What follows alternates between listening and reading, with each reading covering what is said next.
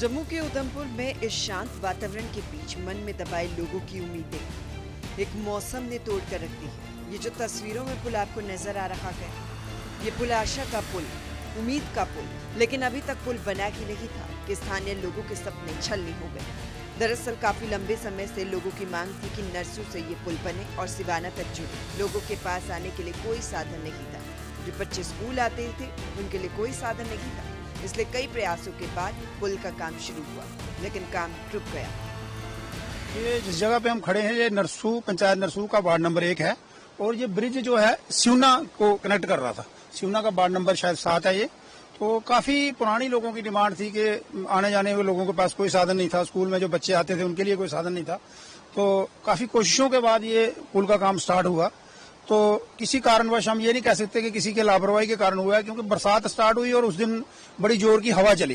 तो मुझे ये लगता है कि वो तूफान जो आया, अभी ब्रिज जो है ये अंडर कंस्ट्रक्शन था, तो उसकी वजह से कोई रस्से वगैरह, ये पत्थर एक दो जगह से जो जिसके साथ रस्से बांधे हुए थे वो खिसक गए। उसी वजह से ये ब्रिज जो है वो डैमेज हो गया। तो इससे ये है कि लोगों की जो एक उम्मीद थी कि हमें जल्दी ब्रिज मिल जाएगा, उसमें और 5-6 महीने बीच में पड़ गए। तो ये तो खैर बेहतर तो टेक्निकल लोग ही जानते हैं, लेकिन जहां तक हमें दिखता है कि इसका स्पैन जो है बहुत ज्यादा बड़ा है। इस जगह पे हवा का बहुत ज्यादा दबाव रहता है। तो हमारी डिपार्टमेंट से भी ये एक अपील है कि भाई इसको सेंटर में कम से कम एक अवेटमेंट दी जाए, ताकि आने वाले टाइम में भविष्य में भी दोबारा ऐसी घटना ना हो। तो ये बहुत पुरानी डिमांड थी लोगों की। तो आज जब ये कार्य शुरू हुआ तो लोगों के दिल में बहुत खुशी थी कि हमारा जो ये 2 ब्लॉकों को जोड़ता है, नरसू और सिमना को। इस ये वाला जहाँ पे हम खड़े हैं, ये नरसू में है और ये पार देख रहे हो पार सिमना है। तो 2 ब्लॉकों की ये जोड़ने का कार्य ये हो सकता था, लेकिन तो ये पिछले दिनों जब बारिश हुई तो काम चल रहा था। तो ऐसे ही अचानक पता नहीं क्या, इसको अब टेक्निकल हम कह नहीं सकते कि क्या हुआ क्या नहीं, लेकिन जैसे पता चला तो ये ब्रिज डैमेज हो गया था। जी। तो हमें जब पता चला लोगों को, तो हमें टाई अप किया डिपार्टमेंट से और माननीय जहाँ के जो विधायक है MLA साहब, उनसे डॉक्टर जितेंद्र सिंह जी हमारे जो यहाँ के केंद्रीय मंत्री हैं, तो उनको भी बताया। तो उन्होंने यहाँ पे टीमें भेजी हैं।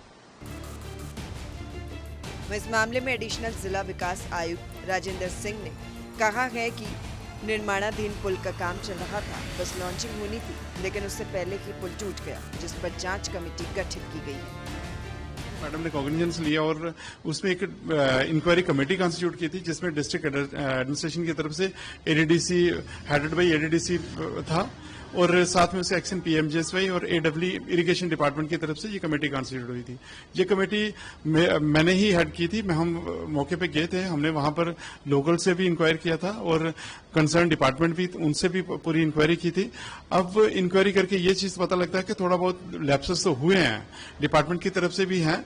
मॉनिटरिंग और सुपरविजन में भी कुछ ऐसा मतलब क्लियर कट आया नहीं है, लेकिन कुछ ऐसा सुपरफिशियली मतलब ऐसे लगता है कि हम कह सकते हैं कि थोड़ी सी इनसे कुछ गलतियां हुई हैं। इंक्वायरी अंडर वो है, कंसिडरेशन है, हम इंक्वायरी कर रहे हैं। जो भी रिपोर्ट होगी, जिस तरीके से भी होगा, वो हम डिस्ट्रिक्ट एडमिनिस्ट्रेशन को, DC मैम को सबमिट करेंगे। उसमें जो भी इसमें करेक्टिव मेजर्स लेने होंगे वो फिर हम कमेटी में ही रिकमेंड करेंगे।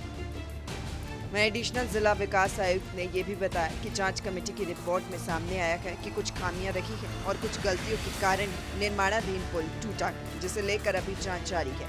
आगे की कार्रवाई भी की जाएगी। ऐसी ही कुछ तस्वीरें हिमाचल के कांगड़ा से भी सामने आई, जहां देखिए जरा कैसे कांगड़ा के ज्वाली विधानसभा क्षेत्र के कोटला के साथ लगते गाँव राजौल में बच्चों की जिंदगियां आज भी बुनियादी सुविधाओं से दूर है।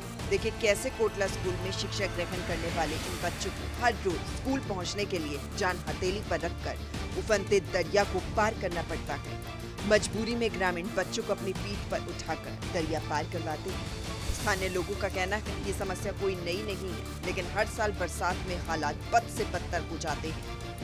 बहरहाल ये स्थिति इतनी ज्यादा खराब है कि हर पल डर लगा रहता है कि कहीं कोई अनहोनी ना हो जाए। परिवार के लोगों की धड़कनें बढ़ी रहती है। एक तरफ बच्चों की शिक्षा प्रभावित है, तो दूसरी ओर हादसे का डर सताता रहता है। लेकिन आंखें मूंदे बैठा प्रशासन शायद किसी घटना का इंतजार कर रहा है। वहीं लोगों ने सरकार प्रशासन से मांग की है कि दरिया का पुल बनाया जाए और जिलाधीश कांगड़ा से मांग उठाई गई है कि जून में अवकाश की जगह बरसात में अवकाश दिया जाए। देखना होगा प्रशासन की ओर से क्या कुछ कदम उठाए जाते हैं। जम्मू से अमित शर्मा और कांगड़ा से रविंद्र चौधरी की रिपोर्ट, सूर्य समाचार।